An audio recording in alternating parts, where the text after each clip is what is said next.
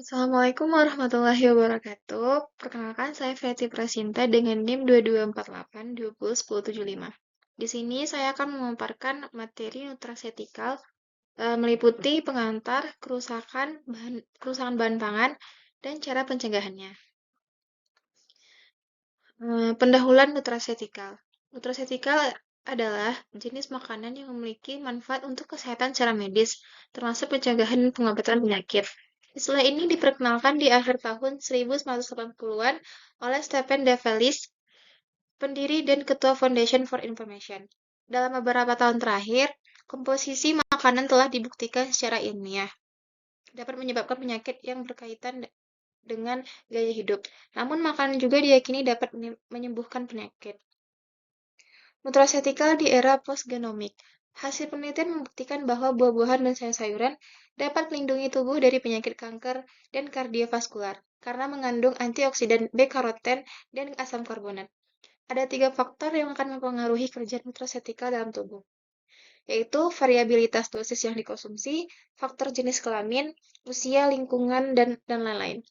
Makanan mengandung banyak zat yang dapat mengikat reseptor dan secara fungsional mengubah reseptor dan mendorong terjadinya respon biologis.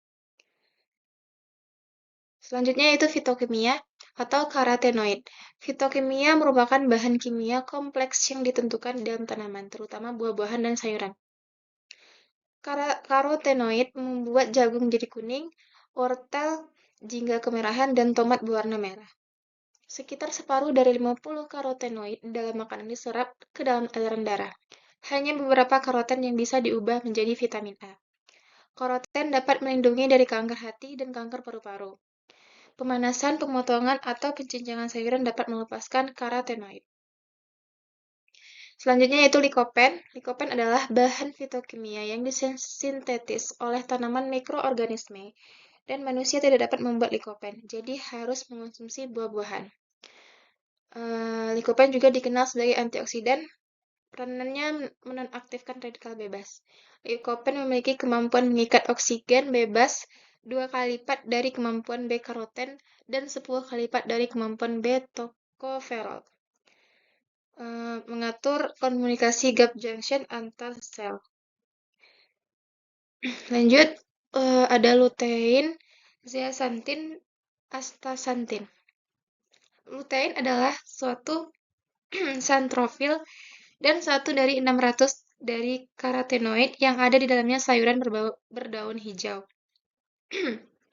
Zeaxanthin adalah salah satu karotenoid alkohol yang paling sering ditemukan di alam, berperan dalam menangkal radikal bebas. Sedangkan astaxanthin digunakan untuk membantu mengatasi penyakit degenerasi menular, nyeri otot, dan lain-lain. Terapi dengan antioksidan. Antioksidan merupakan senyawa yang dapat memperlambat atau mencegah kerusakan yang disebabkan oleh radikal bebas.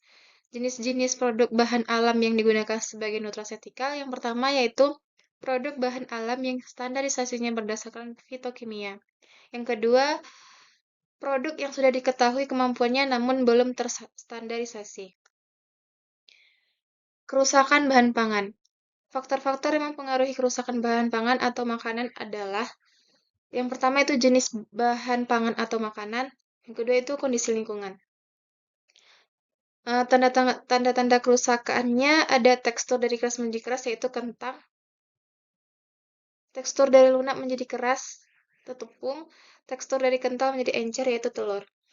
Klasifikasinya ada bahan pangan mudah rusak seperti susu, bahan pangan agak mudah rusak seperti buah-buahan dan sayuran, bahan pangan tidak mudah rusak yaitu serelia.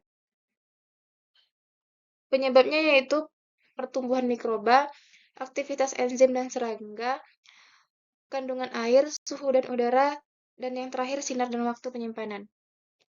Jenis kerusakannya yaitu kerusakan mikrobiologis, kerusakan mekanis, kerusakan fisik, kerusakan kimia, dan kerusakan biologis. Mencegah kerusakan bahan pangan. Cara untuk mencegah kerusakan bahan pangan adalah satu, pengawetan suhu tinggi, yaitu pengawetan dengan menggunakan suhu tinggi untuk membunuh mikroorganisme dan mencegah kerusakan bahan pangan tersebut. Metodenya yaitu yang pertama pasteurisasi, atau pemanasan. Yang kedua itu ada canning, yaitu pengalengan. Yang terakhir itu blanching, pengukusan atau perebusan singkat. Yang kedua itu pengawetan kimia, yaitu pengawetan dengan menggunakan pengawet kimia untuk menghambat pertumbuhan mikroorganisme yang menyebabkan kerusakan. Yang ketiga itu ada pengeringan. Adalah metode pengawetan bahan pangan dengan cara mengurangi kadar airnya, sehingga mencegah pertumbuhan mikroorganisme dan memperpanjang umur. Baiklah, sekian pemaparan materi dari saya. Kurang lebih saya mohon maaf. Wassalamualaikum warahmatullahi wabarakatuh.